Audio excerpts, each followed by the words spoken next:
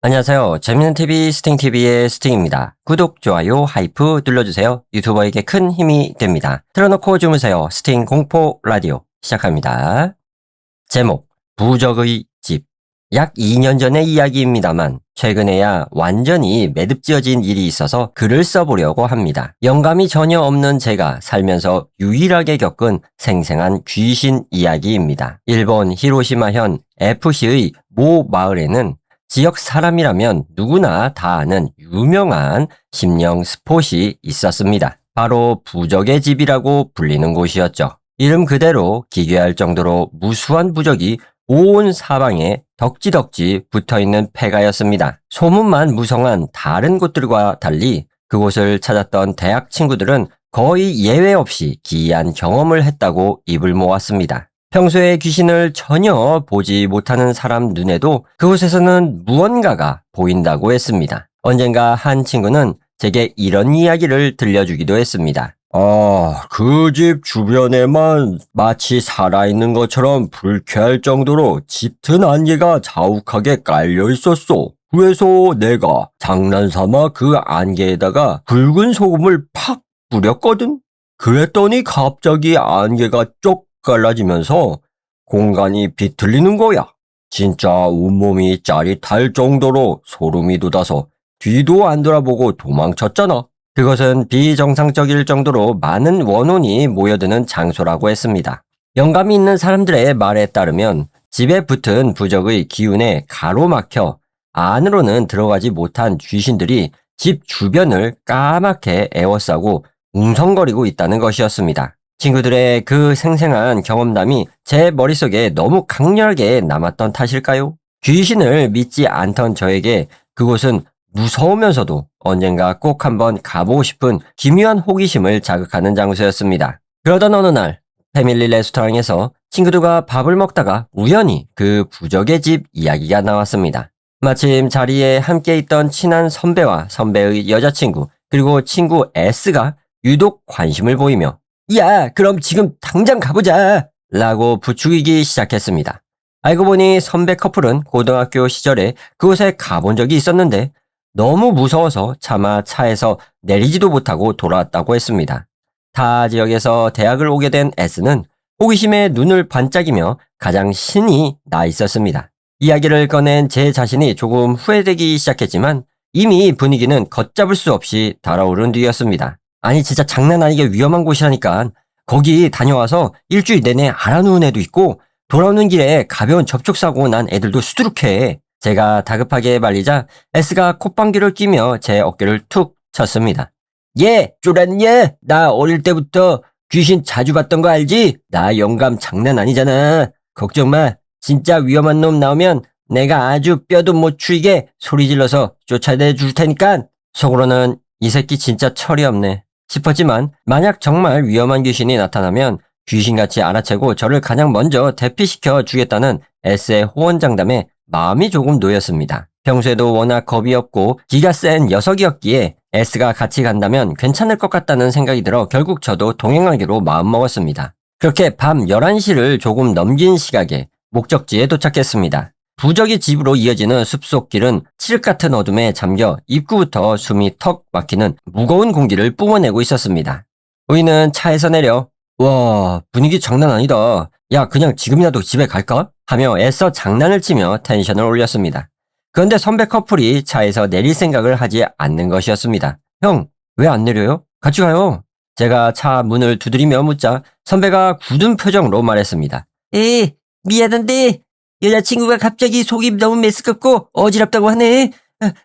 나 그냥 차에서 얘 돌보고 있을게. 그러자 S가 투덜거리며 차 안을 들여다보았습니다. 에이, 형, 여기까지 와서 입구만 보고 가요. 대충 쓱 보고 오면 되잖아요. 아니야, 진짜 장난치는 거 아니니까 너희 둘이서 얼른 갔다 와. 와, 형 고등학교 때 쫄아서 도망쳤다더니 여전하시네. 귀신 나오면 내가 다 해결해 준다니까요. S가 깐족거리자 선배가 결국 욱하며 소리를 질렀습니다. 야, 이 새끼!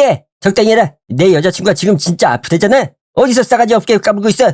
험악해진 분위기에 제가 얼른 선배를 말렸고 결국 저희 두 사람만 숲길을 걸어 올라가게 되었습니다. S는 뒤를 돌아서며 툴툴거렸습니다. 진짜 짜증나네. 100% 저 형 거짓말이야. 우리 보내놓고 차 안에서 스킨십이나 하려고 수쓰는 거라고. 야, 이런 무시무시한 곳에서 설마 그러겠냐. 그나저나 너 방금 선배한테 너무 무례했어. 에이, 돌아갈 때 차 창문 갑자기 쾅쾅 두드리면서 깜짝 놀라 자빠지게 만들 거야. 두고 봐. S의 철없는 태도에 한숨을 쉬며 터덜터덜 걷고 있을 때였습니다. 갑자기 손전등 불빛 속으로 거대한 바리케이트가 툭 튀어나왔고 저희는 순간 멈칫하며 걸음을 멈추었습니다. 여기서부터 진짜 시작이라는 건가? S가 입꼬리를 올렸습니다. 그곳에는 여기서부터는 시에서 관리하는 구역이므로 무단 출입을 금합니다. 라는 팻말과 함께 사람이 드나들 수 없도록 날카로운 철조망이 촘촘하게 감긴 엄중한 바리케이트가 쳐져 있었습니다.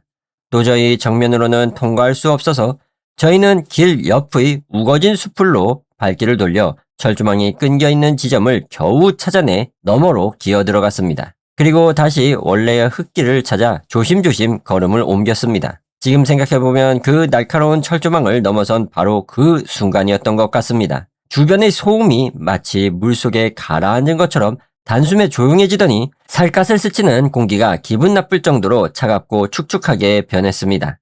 코끝에는 곰팡이가 쓸어 썩어가는 듯한 매캐한 습기가 훅 끼쳐왔죠. 갑작스러운 환경 변화에 겁이 난 저는 꿀먹은 벙어리가 되어 침묵을 지켰습니다. 하지만 S는 여전히 상황 파악을 못하고 사방을 두리번거리며 휘파람을 불어댔습니다. 오, 저기 나무 뒤에 한 마리 서 있네. 어라, 저기 풀숲에 또 있네. 생각보다 엄청 많네. 문득 저는 예전에 대학 동기들에게 들었던 부적의 집에 얽힌 기묘한 규칙 하나가 떠올랐습니다. 야, 그 숲길을 쭉 걷다 보면 제일 먼저 흰색 양옥집이 하나 나올 거야. 근데 그건 그냥 사람들이 버리고 간 평범한 빈집이니까 낚이면 안 돼. 진짜 부적의 집으로 가려면 그 빈집 바로 옆에 숨겨진 가파른 오르막길, 그러니까 좁은 산길로 더 걸어 올라가야 해. 가끔 멍청한 애들은 그 첫 번째 집이 부적의 집인 줄 알고 거기서 사진만 찍고 돌아오더라고.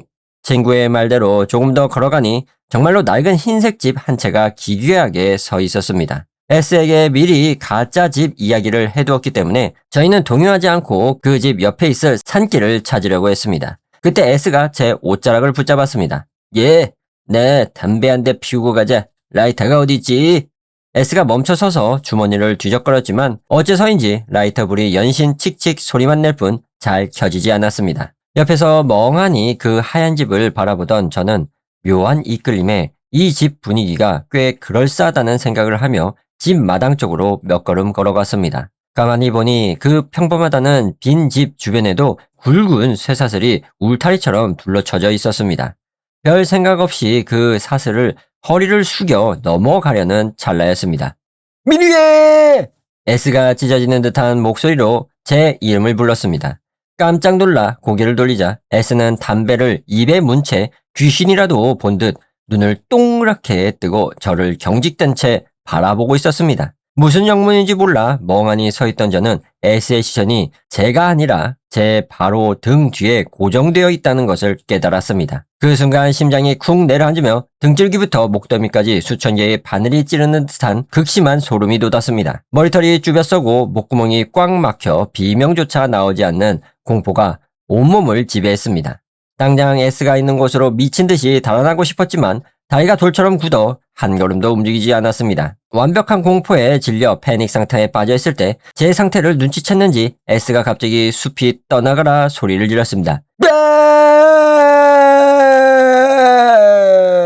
S는 짐승 같은 괴성을 지르며 저희가 온 길을 향해 전속력으로 도망치기 시작했습니다. 그 비명소리에 번쩍 정신이 든 저 역시 굳었던 다리가 풀려 뒤도 돌아보지 않고 달리기 시작했습니다. 돌아가는 숲길이 왜 그렇게 길고 아득하게 느껴지던지 절망적인 공포가 제 목을 조여왔습니다. 살면서 뒤를 돌아보면 끝장이다 라는 말을 책에서만 봤는데 지금이 바로 그 순간이라는 직감이 들어 앞만 보고 죽어라 뛰었습니다.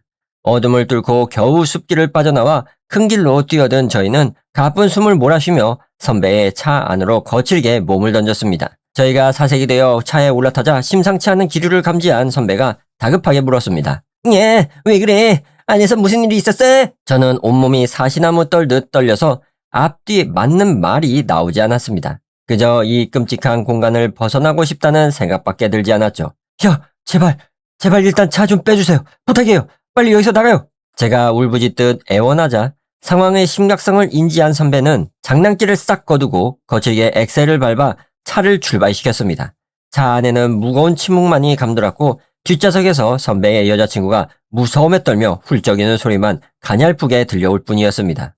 그렇게 한참을 달리고 있을 때 갑자기 제 조수석 시트 뒤쪽을 누군가 손바닥으로 쾅쾅 하고 강하게 내리쳤습니다. 소스라치게 놀라 옆을 돌아보니 S가 입을 귀에 걸칠 듯이 씩 웃으며 저를 바라보고 있었습니다. 크흐! 야! 제대로 즐겼냐? 어때? 내 연기 죽이지? 그 한마디에 머릿속이 멍해지며 모든 상황이 이해가 갔습니다. 이 새끼가 나를 속였구나. 정말 마음 같아서는 S의 멱살을 잡고 주먹이라도 날리고 싶었지만 분노보다는 살아있다는 안도감과 해방감이 온몸을 감싸며 긴장이 풀려 힘이 탁 빠져버렸습니다. 백미러로 상황을 파악한 선배도 야! 너 임마 진짜 작작 좀 해라! 하며 룸미러로 S를 매섭게 째려보았습니다. 이 인간은 진짜 최악이다. 앞으로 평생 이 새끼랑 심령스포 근처에도 안 간다. 속으로 이를 갈면서도 한편으로는 귀신이 없었다는 사실에 너무나도 다행이라는 생각이 들었습니다. 성격이 욱하기로 유명한 선배도 안 됐는지 S를 크게 나무라지 않고 울고 있는 여자친구를 달래는데 집중했습니다. 긴장이 풀리자 차 안의 분위기는 금세 화기애애해졌습니다. S는 자기가 아까 어떻게 연기를 했는지 몸소 재현까지 해가며 낄낄거렸고 시내에 도착할 때쯤에는 평소의 시끄러운 분위기로 완전히 돌아와 있었습니다. 마침 도로변에 편의점이 보이자 선배가 차 속도를 줄였습니다. 야, 목마른데 음료수나 좀 사 마시자. 선배의 말이 끝나는 바로 그 순간이었습니다. 쿵! 차 지붕 위에서 무언가 거대한 둔탁한 물체가 들이받는 듯한 굉음이 울리며 차량 전체가 크게 출렁거렸습니다. 깜짝 놀란 선배가 급브레이크를 밟았고 뒤따라오던 차량들이 신경질적으로 클락션을 울려댔습니다. 뭐야? 방금 무슨 소리야? 선배가 비명을 질렀습니다. 뒷좌석에 선배 여자친구가 울먹이며 소리쳤습니다. 오빠, 일단 편의점 주차장으로 들어가. 뒤에 차들 밀리잖아. 제 머릿속도 하얗게 변했습니다. 새가 부딪힌 걸까요? 하지만 새라고 하기엔 차가 흔들릴 정도의 충격이었습니다. 선배는 서둘러 편의점 주차장에 차를 댔습니다. 우리는 서둘러 차에서 내려 지붕을 확인했습니다. 하지만 이상하게도 찌그러진 곳은 단 한 군데도 없었습니다. 스마트폰 플래시를 비추며 샅샅이 훑어보았지만 긁힌 자국조차 없었죠. 이상하네. 분명히 위에서 뭔가 엄청 크게 쿵 떨어졌는데 너희도 들었지? 선배가 답답하듯 소리쳤습니다. 도무지 원인을 알 수 없어 차 주변과 도로를 서성이던 중 문득 S가 차에서 내리지 않았다는 사실을 깨달았습니다. 차 문을 열고 안을 들여다보았습니다. S, 너 왜 안 내려? 무슨 일 있어? 대답이 없었습니다. S는 고개를 푹 숙인 채 어깨를 미세하게 파르르 떨고 있었습니다. 불안한 예감이 엄습해 저는 S의 어깨를 강하게 붙잡고 흔들었습니다. 야, 너 왜 그러는데? 정신 차려봐. 너 왜 이래? 그러자 S가 쩍쩍 갈라진 마치 노인의 것 같은 쉰 목소리로 조용히 읊조렸습니다. 따라왔어. S의 한마디에 제 정신줄이 뚝 끊어지는 것 같았습니다. 따라왔더니 그게 무슨 소리야? 너 아까 다 연기라고 장난친 거라며. 장난이었잖아. 제가 소리를 질렀지만 S는 핏기가 가신 파란 얼굴로 벌벌 떨 뿐이었습니다. 선배의 여자친구는 다시 자지러지게 울기 시작했죠. 일단 상황을 진정시키기 위해 편의점에서 따뜻한 캔 음료를 사와 S의 손에 쥐어주고 마음을 가라앉힌 뒤 천천히 이야기를 듣기로 했습니다. S는 떨리는 입술을 간신히 열어 충격적인 사실을 털어놓았습니다. 사실 처음부터 장난이 아니었어. 그 장소 진짜 위험한 곳이었어. 너 기억나? 입구에 바리케이트 쳐 있던 거 내가 철조망 무서워서 숲길로 우회하자고 한 거 아니야. 그 바리케이트 바로 너머에 웬 여자가 서서 우리를 빤히 노려보고 있었어. 너한테는 안 보이는 것 같길래 일부러 말 안 한 거야. 거기서 무섭다고 도망치면 너무 카오상하잖아. 철조망을 넘어간 뒤에도 귀신들이 사방에 우글우글했어. 숲을 속에도 나무 위에도 서서 우릴 보고 있었지. 하지만 우리한테 직접적으로 다가오지는 않길래 그냥 괜찮은 척 연기를 했던 거야. 그러다가 그 가짜 양옥집에 도착했을 때 이상하게 거기엔 귀신이 한 마리도 없더라고. 그래서 겨우 안심하고 담배를 피우려던 참이었어. 근데 라이터를 켜는 사이에 네가 집 앞으로 걸어가더니 쇠사슬을 넘으려고 하잖아. 그래서 너를 쳐다봤는데 있었어. 머리가 산발을 한 여자가 옥상 난간에 매달려 사슬을 넘으려는 너를 위에서 뚫어지게 내려다보고 있었어. 내가 깜짝 놀라서 네 이름을 부르며 도망치라고 소리쳤을 땐 이미 늦었어. 네가 고개를 돌려 나를 바라보는 그 짧은 순간에 그 여자가 옥상에서 그대로 떨어져 네 등 뒤에 매달려 껴안아 버렸단 말이야. 내가 그걸 보고 미친 듯이 소리를 지르며 도망친 거야. 근데 차에 타서 네가 무서워하니까 네 등 뒤에 달라붙은 여자가 내 입을 손으로 틀어막으면서 키득키득 웃더라고. 한마디만 더 하면 죽여버린다라고 속삭이면서 내가 살려고 연기라고 거짓말한 거야. 근데 방금 그 여자가 지붕 위로 올라탄 것 같아. 그날 밤 겨우 S의 자취방으로 돌아온 우리들은 원래 마시려고 샀던 술에는 손도 대지 못한 채 불도 켜지 못하고 그대로 쓰러지듯 누웠습니다. 공포에 질려 도저히 잠이 올 것 같지 않았지만 기묘하게도 누운 지 얼마 되지 않아 정신을 잃듯 깊은 잠에 빠져들었습니다. 얼마나 시간이 흘렀을까요? 새벽에 불길한 소리에 번쩍 눈이 떠졌습니다. 화장실 쪽에서 들려오는 소리였습니다. 우엑! 브로크! 우엑! 무언가를 처절하게 토해내는 소리였습니다. 저는 소스라치게 놀라 화장실로 달려갔습니다. 그곳에는 S가 변기를 붙잡고 온몸을 뒤틀며 구토를 하고 있었습니다. S야, 너 괜찮아? 정신 차려봐. 야, S! 저는 미친 사람처럼 S의 이름을 부르며 그의 등을 사정없이 두드렸습니다. 하지만 변기 안을 들여다본 순간 제 심장은 그대로 얼어붙고 말았습니다. S가 토해내고 있는 것은 음식이 아니었습니다. 바닥과 변기통을 붉게 물들이고 있는 것은 순도 100% 비였습니다. 정신이 날 것 같은 공포 속에서 저는 S를 살려야 한다는 일념 하나로 그의 등을 미친 듯이 내리쳤습니다. 이 나쁜 놈아, 죽지 마! 정신 차려, 임마! S야! 눈물 펑펑 흘리며 S의 등을 때리고 있을 때였습니다. 취침용으로 켜던 희미한 주황색 스탠드 취침등이 바람 한 점 없는 밀폐된 방 안이었음에도 불구하고 마치 누군가 위에서 줄을 흔드는 것처럼 기괴하게 좌우로 격렬하게 흔들리기 시작했습니다. 사방에서 스스스 하는 불쾌한 한참까지 들리는 듯했죠. 얼마나 시간이 지났는지 모르겠습니다. 신고를 받고 출동한 구급차가 도착했고 저는 정신을 잃고 실려가는 S와 함께 구급차에 동승했습니다. S는 의식을 잃은 와중에도 제 옷장을 찢어질 듯 움켜쥔 채 놓지 않았습니다. 응급실에서 긴급 처치를 마친 후 의사가 저를 불러 상황을 설명해 주었습니다. 의사의 말로는 S의 성대가 심각하게 파손되었다고 했습니다. 하지만 단순히 소리를 크게 질렀다고 해서 물리적으로 성대가 이 정도로 파괴되는 것은 불가능하다며 혹시 무슨 일이 있었냐고 다그쳤습니다. 하지만 저는 귀신에게 당했다는 말을 차마 꺼낼 수가 없어 그저 고개를 숙이고 아무 말도 하지 못했습니다. 다음날 S는 일반 병실로 입원했고 저는 속지 않은 마음으로 매일같이 병문안을 갔습니다. 성대 치료를 받느라 S는 말을 전혀 하지 못했습니다. 종이에 글씨를 써서 대화를 나누는 필담을 나눴지만 서로 마주보는 것 자체가 너무 괴롭고 슬퍼서 긴 대화를 나누지는 못했습니다. 당연히 그날 밤의 일은 꺼내지도 못했죠. 그렇게 슬픈 시간이 흘러 S가 태어날 때쯤이 되었을 때였습니다. 평소처럼 병실을 찾았는데 S의 침대가 깨끗하게 정리되어 있었습니다. 간호사에게 물어보니 어제 태어나셨다라는 답변이 돌아왔습니다. 태어나면 연락이라도 한 통 주지 하는 서운한 마음에 S에게 축하 메시지를 보냈습니다. 하지만 몇 초 뒤 메일 발송을 실패를 알리는 시스템 메시지가 돌아왔습니다. S가 메일 주소를 바꾼 것이었습니다. 불길한 예감이 들어 전화를 걸었지만 이미 결번이라는 안내 음성만 흘러나왔습니다. 전화번호까지 해지한 것이었습니다. 학교에서 만나는 수밖에 없다고 생각했지만 S는 강의실에도 나타나지 않았습니다. 예감은 틀리지 않았습니다. S는 대학에 자퇴서를 대고 연기처럼 사라져버린 뒤였습니다. 과 사무실을 찾아가서 사정사정하며 고향집 연락처라도 알려달라고 부탁했지만 개인정보 보호 때문에 자퇴한 학생의 정보를 줄 수 없다는 차가운 거절만 받았습니다. 그렇게 S와 연락할 수 있는 모든 수단이 완전히 끊어져 버렸습니다. 그 후 약 2년 동안 제가 대학 졸업을 할 때까지 S의 소식은 어디에서도 들을 수 없었습니다.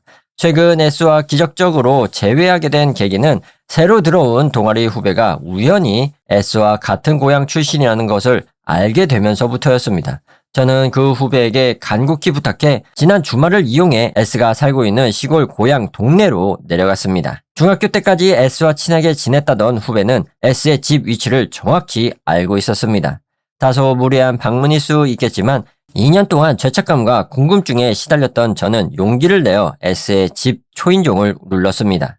잠시 후 인상이 좋고 아담한 체구의 활기차 보이는 S의 어머니께서 문을 열어주셨습니다. 제가 대학 동기라며 조심스럽게 사정을 말씀드리자 어머니는 깜짝 놀라시더니 이내 방에 있던 S를 불러주셨습니다. 현관문으로 S가 걸어 나왔습니다. 머리를 시원하게 삭발한 상태였죠. 생각지도 못한 제 방문에 S는 눈이 동그랗게 뜨고 굳어있더니 이내 씁쓸한 미소를 지으며 쉰 목소리로 한마디를 건넸습니다. 오랜만이야 임마. 정말 오랜만에 마주한 친구의 건강한 모습에 저는 눈물이 왈칵 쏟아질 것만 같았습니다.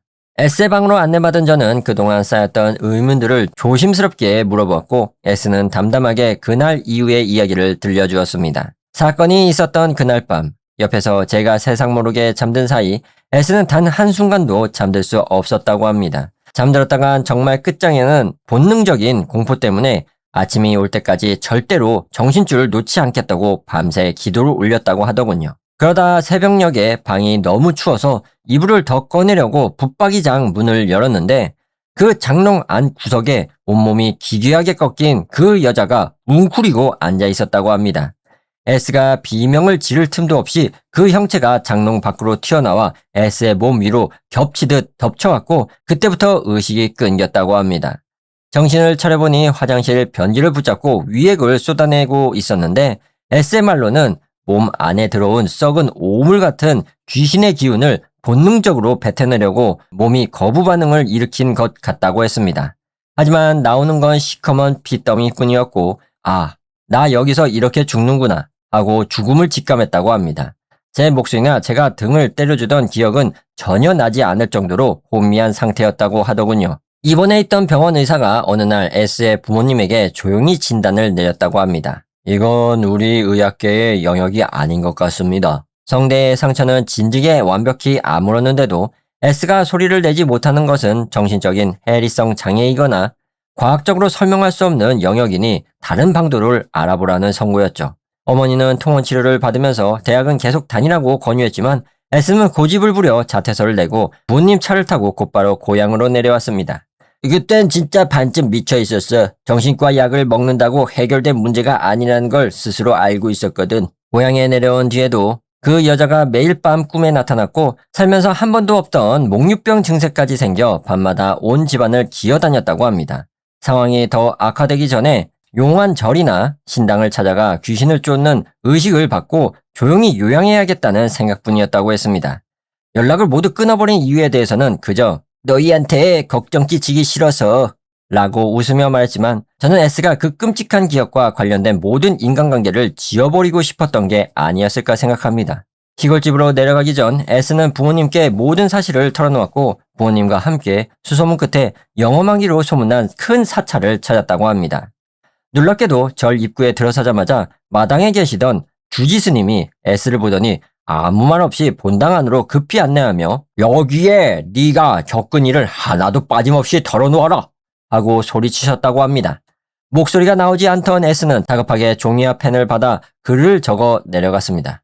그런데 중간쯤 적었을 때 갑자기 손이 굳으며 펜이 툭 떨어졌습니다. 의식이 멀쩡한 대낮이었음에도 불구하고 숨이 턱 막히며 온몸이 콘크리트처럼 굳어버리는 강력한 가위 눌림이 찾아온 것이었습니다. S가 거품을 물고 쓰러져 고통스러워하자 대기하고 있던 스님들이 달려들어 다급하게 연부를 외기 시작했습니다. S의 시야가 암전되기 직전 귀를 찢을 듯한 목탁 소리와 스님의 다급한 발소리, 노스의 종소리가 아득하게 울려 퍼졌고 이내 S는 기절했습니다.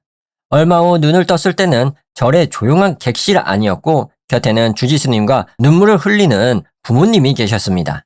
스님이 조용히 말씀하셨습니다. 상상 이상으로 원한이 깊은 악귀였습니다. 사람의 몸 안으로 파고들어 내장과 영혼을 안쪽에서부터 파먹어 들어가는 지독한 놈이었어요.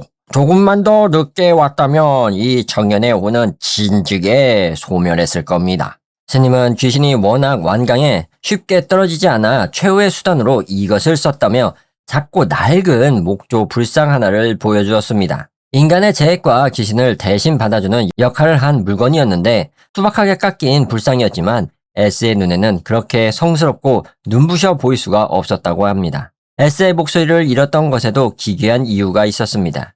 동양의 오랜 주술적 개념인 언령, 즉 말에 깃든 영적인 힘 때문이었습니다.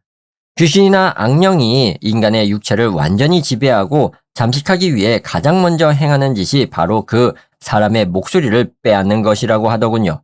말을 하지 못하게 함으로써 영적인 저항 능력을 완전히 거세해버리는 심령 현상의 일종이었습니다. 귀신을 쫓는 의식이 끝난 후에도 S가 여전히 말을 못하자 부모님이 발을 동동 굴렀지만 주지스님은 껄껄 웃으시며 이제 악귀의 뿌리가 뽑혔으니 걱정 마십시오. 따뜻한 미음을 먹이고 며칠 푹 쉬게 하면 곧 목소리가 돌아올 겁니다. 하고 안심시켜 주셨습니다. 실제로 일주일 정도 지나자 신기하게도 목소리가 서서히 돌아왔고 지금은 평범하게 일상생활을 할 수 있게 되었다고 합니다.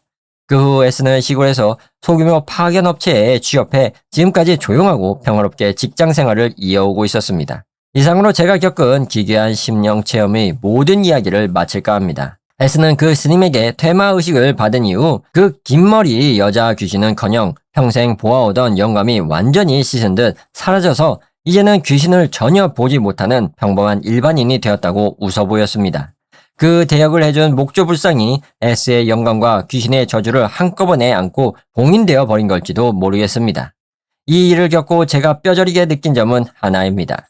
진짜 위험한 심령 스폿에는 절대로 호기심이라도 발을 들이면 안 된다는 것입니다. 우리 같은 나약한 인간들에게는 그런 이계의 존재들을 감당해낼 힘 따윈 단 1%도 존재하지 않으니까요. 아하, 이렇게 이야기가 마무리가 되는데요. 역시나 폐가체험 하면 안 되겠죠? 재밌는 이야기였습니다.